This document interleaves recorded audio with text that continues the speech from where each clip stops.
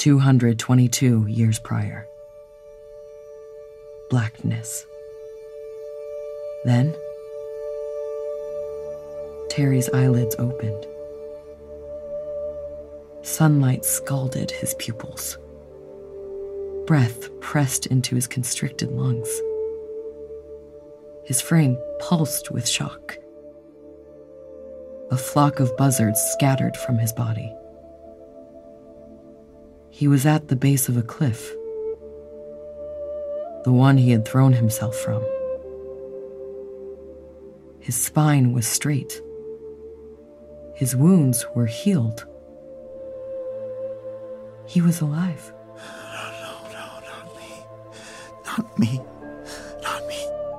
He buried his head into his arms and rocked back and forth. Eventually, he rose.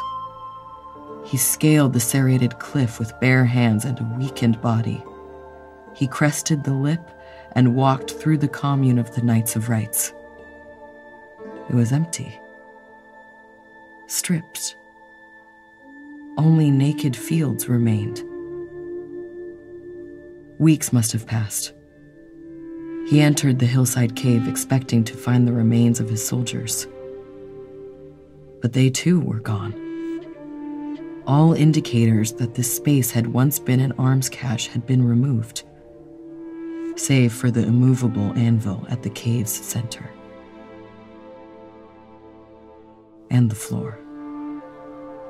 It would forever be stained with darkened crimson.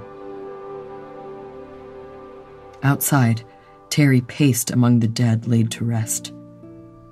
Tombstones dotted the landscape, monuments for each of the Knights of Rites, and one for his wife, Shyla.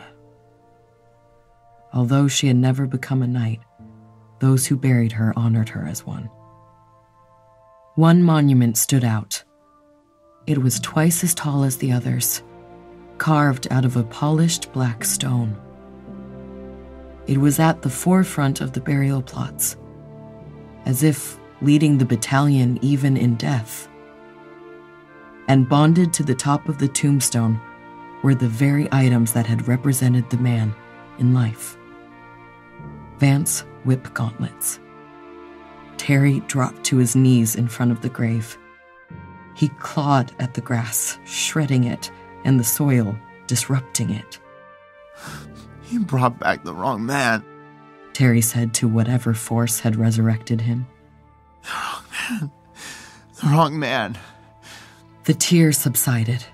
His fingers stopped tearing at the grass, and instead started smoothing it down. Terry turned to the sky.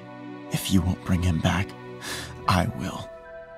He threw his shoulder again and again into the gauntlets sealed to the gravestone. They broke loose and he slid them onto his hands. He activated the thrusters.